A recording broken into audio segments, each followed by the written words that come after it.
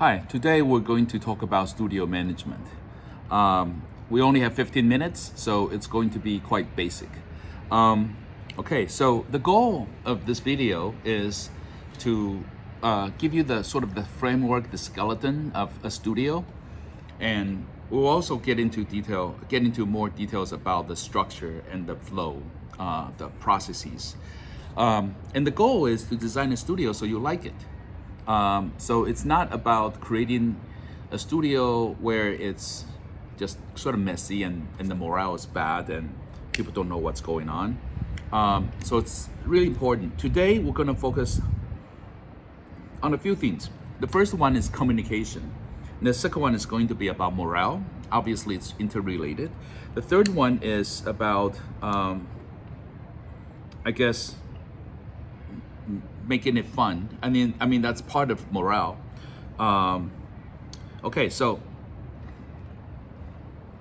the purpose of having meetings is to communicate. It's not about you exerting your presence or your authority. That's really minor. Leadership comes from showing by example. Leadership is about solving problems. A lot of times when I'm leading the team, I actually will end up doing the stuff that nobody wants to work on. And sometimes that just comes with the territory. You let people pick the items that they want to do. And then, if you can do it as well, then you take on the task that they don't want to do. So they can do the things they like to do and they enjoy it. That's part of helping the morale. Is that you don't allow them to be interrupted. When they're in the zone, leave them alone. Let them do what they love to do. Okay, people complain about too many meetings all the time, and people are not happy when the project is delayed. Delayed is caused by bad management, and we also need to think about structure, the reporting structure, and how to control quality. So before we jump on the communication plan, let's talk about what kind of information we would like to communicate. Obviously, so I break it down to 6 categories. The first one is facts. You can also consider that as objective reality, objective facts. So certain things happen outside of the team, or even inside the team. But if it happens outside to the market, it happens. It's not up to debate. So we need to communicate that. And the second one and the third one, second one is called opinions. The third one is called emotions. These are also facts. Like you have an opinion, that's a fact. But your opinion may not be a fact. But it's a fact that you have an opinion. And you have certain feelings about certain things. That's also a fact, but that's not a subjective, that's not an objective fact, that's a subjective fact. But it's important that we have channels for people to voice those opinions and emotions. And there are things about the project, where the project is, because don't just assume when someone's in the project they know everything that's going on in the project. That's not always the case. So it's important to let everyone know where we are as a project. Where are we? Are we still on target? And the next one is processes. So we ought to have, on one hand, we care about the results, and in the end, that's all we care about. But that's not all. You do care about the process too, because if the process costs too much grief, you may not get the result you want. So we got to make sure the process is also constructive and it feels good on a daily basis, and because that helps you to get to your result. So you cannot have a process that's too painful. And the last one is about people, because people sometimes they have issues. We have new members. We have people leaving the team. Some people are having issues. They're stuck. They can't move on. They're blocked. So we talk about that too. Okay, the information flow, face to face is always the best. But with a lot of the remote working, that just comes to our workplace, it's reasonable to have video conferences, Zoom meetings, Google Meet, Microsoft Team.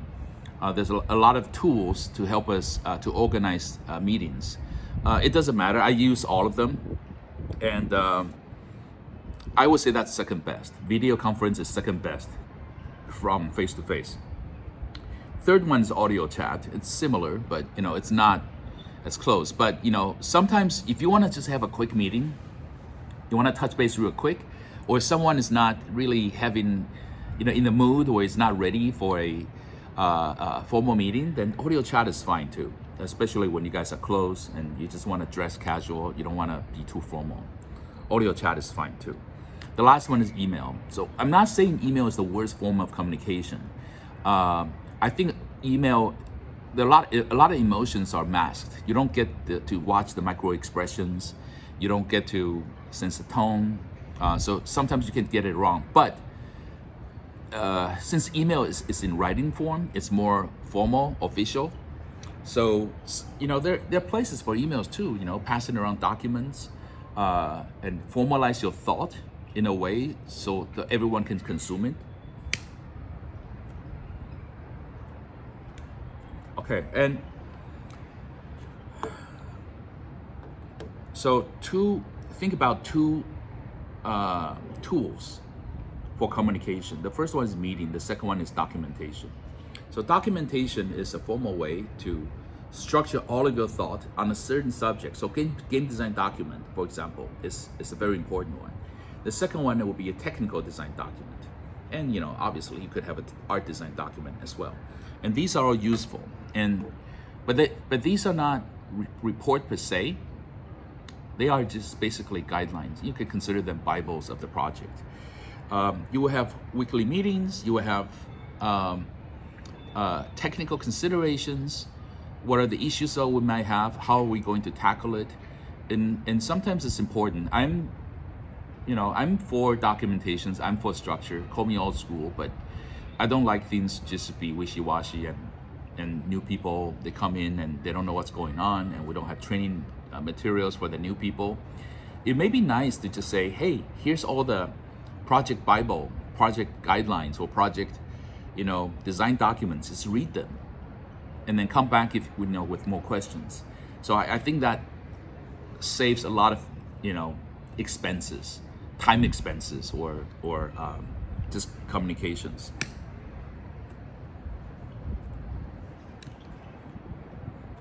And I would say meetings, you gotta really think about your meetings and try to minimize it. Too many meetings will kill morale for sure, and it's a sign of bad management.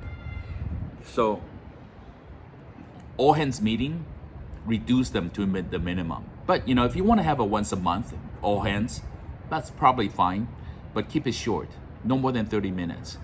And smaller team meetings, like only art or only technical, that can be more frequent, but that will be organized within 3 to 5 people. And then all hands, when I say all hands, that's like company meeting. But project meeting, you need to have at least once a week. And also depends on how well the project is going. If you're going for a sprint, maybe 2 weeks, but you gotta make sure everyone is going along, doing fine. Like leave me alone. Then don't bother them with project meetings. But ideally once a week, and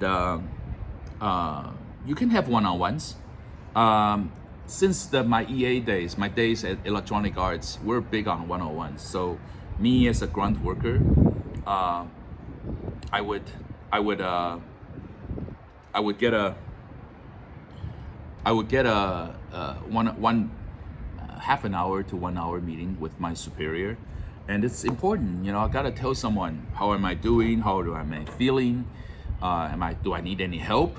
That's it. 3 things: achievements, objectives, achievement for this week, objectives for the next week, and issues. So three items, So if you put that in the report form, you do need to put that in the report form.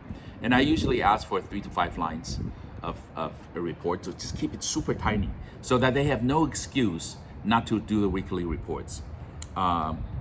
Because a lot of them just feel like that's an overhead. So you got to get them something, and like they can take away from the weekly meetings.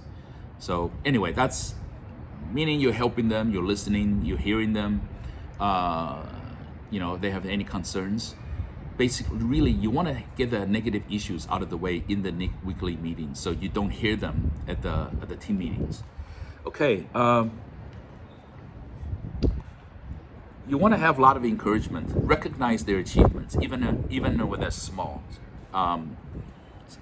Encouragement is very important these days. So, yeah, be generous with them and recognize it when they do well, when they anticipate problems and they prevent them from happening, or problems happen, they fix it right away. Or even when they cannot fix it, they did not prevent it, they cannot fix it, but they raise their hand and say, hey, we have an issue here. Recognize that. So when I was at Electronic Arts, one of my bosses said, a good employee, there are three stages. One is foresee a problem that may happen and you do something to prevent it so it doesn't happen. The second one is it happens and you fix it. That's the second kind. The third kind is you cannot fix it. You did not foresee it. You got to tell the company so that other people can help you to address it. And you got to allow bad news to come in. You got to allow, create an environment where people feel comfortable to tell you when things are not going so well. Thank them for it. And keep it fun, keep it lighthearted, because we're in game industry and we're making games. So if we cannot enjoy our work, it kind of defeats the purpose. You cannot have 9 to 5 people wearing suits, all formal, to make video games. I can't see it that way. Video games is not software. It's not software development. If you take it from, because my background is computer science, if I come from that angle, the end result is not going to be fun, and it's quite hard to measure fun. So we can break it down to a lot of functions, but people in the project, they have to be lighthearted. You don't want people to be stressed out or worry about formality. So the next one is results matter, but the process can't be too invisible. So you gotta have visibility into how people are doing, and if things are going well, you gotta have visibility into that. If not on daily basis, at least on weekly basis. And it cannot be superficial, like how are you doing? How are we doing? You gotta get into details. Details are objective facts. Show me something on the screen. Send me a video. Can I play it? So on and so forth. And it's good to have monthly milestones. And even if they're not integrated, they're in different pieces. But you gotta have a way to check, to assess where the project is. This is part of tracking in project management. You gotta track where people are. Are their actual process match the planned schedule? So this has to happen more or less on a daily basis, not with everybody, but check with one person at least once a week in private, so you know how he's feeling, how he's doing, and where's his task, where is he with his task.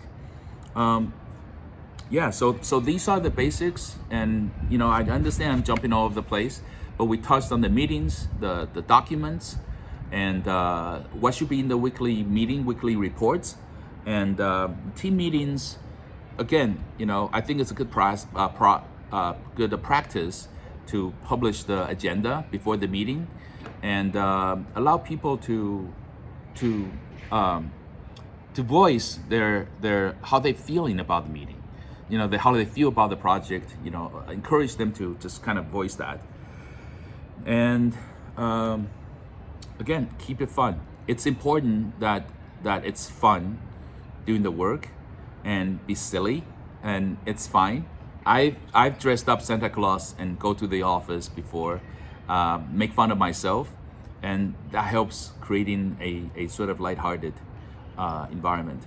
And when we used to work in offices, I used to buy them dinners and stuff. All right. I hope you'll get something out of this meeting, this presentation. And if you have questions, just leave it in the comments and I'll address it later. Thank you.